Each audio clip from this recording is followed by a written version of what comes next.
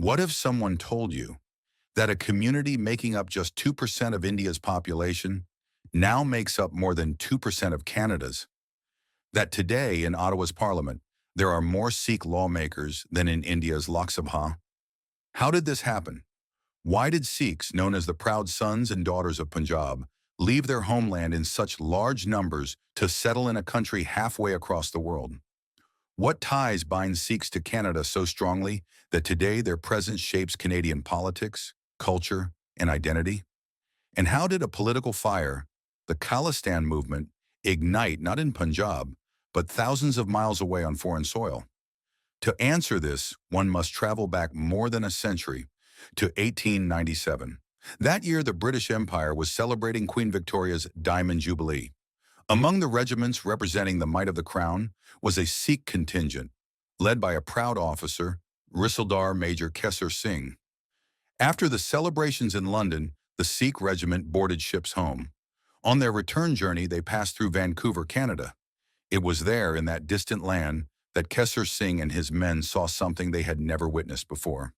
A place with freedom, opportunity, and dignity. A land far less shackled than the India they had left behind. Back in Punjab, Singh spoke of this Canada, of fertile lands, honest wages, and respect. To his community, it sounded like a dream. And perhaps unknowingly, Kesur Singh became one of the first Sikhs to settle in Canada. Soon after, Sikhs began arriving in British Columbia.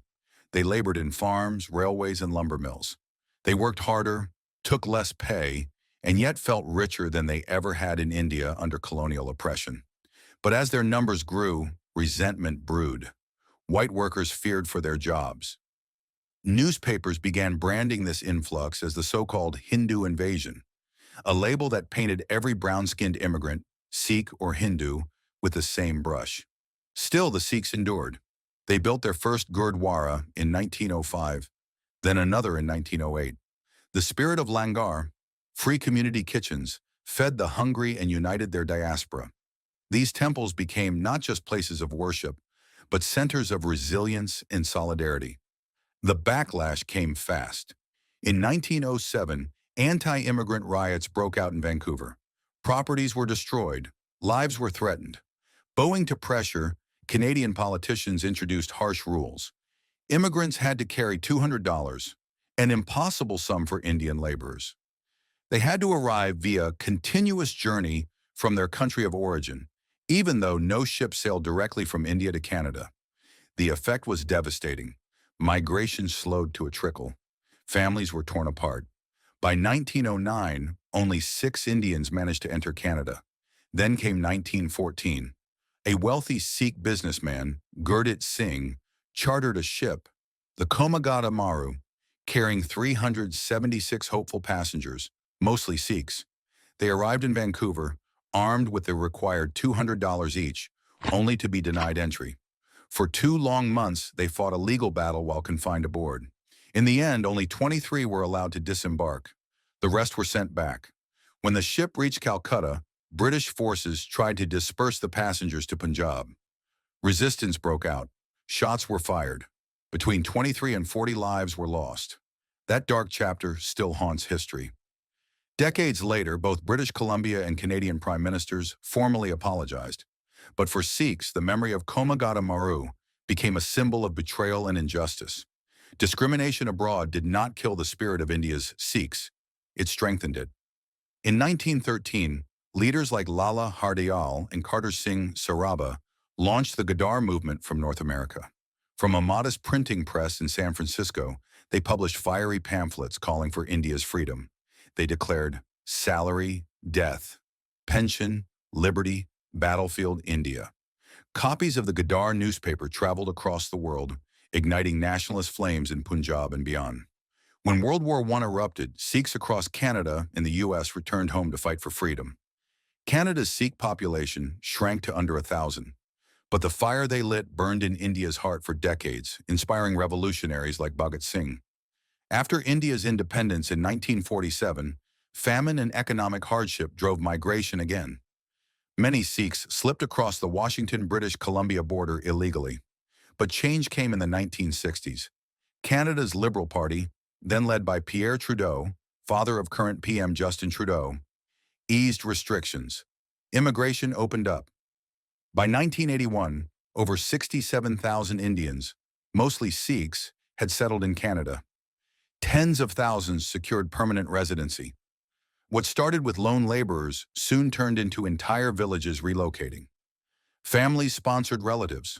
Friends arranged marriages of convenience with Canadian citizens, and within decades, entire Punjabi communities were transplanted to Canadian soil. Yet they carried Punjab with them. Festivals, gurdwaras, cultural events, all kept the bond alive.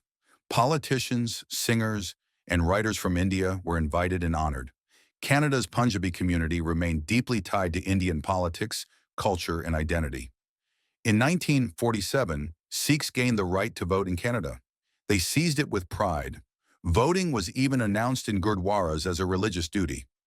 Over time, this community mastered Canada's unique political system, where party nominations often depended on mobilizing signatures and memberships. Sikhs, united through their gurdwaras, delivered those numbers in bulk. This made them kingmakers. Today, Jagmeet Singh's NDP wields influence far beyond its size. Out of 338 Canadian MPs, 18 are Sikh, more than the 13 Sikhs in India's 543-member parliament. But politics carried shadows too. In 1971, Jagjit Singh Chauhan declared in the New York Times that Sikhs wanted a separate nation called Khalistan. His words were ignored at first, but when Punjab's violence escalated in the 1980s, some in the Diaspora embraced his call. Operation Blue Star, the assassination of Indira Gandhi, and the anti-Sikh riots of 1984 left scars that have yet to fully heal. For many Sikhs abroad, who only saw India through the lens of tragedy, anger turned into alienation.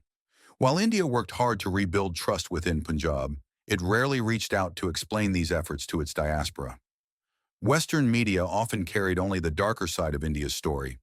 This created space for extremist voices abroad. In June 1985, that anger exploded in the skies. Air India Flight 182, Kanishka, was bombed mid-air off the coast of Ireland. All 329 on board were killed.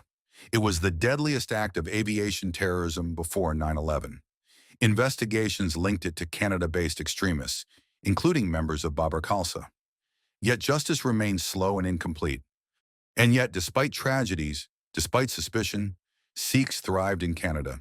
They built a reputation for generosity, hard work, and honesty.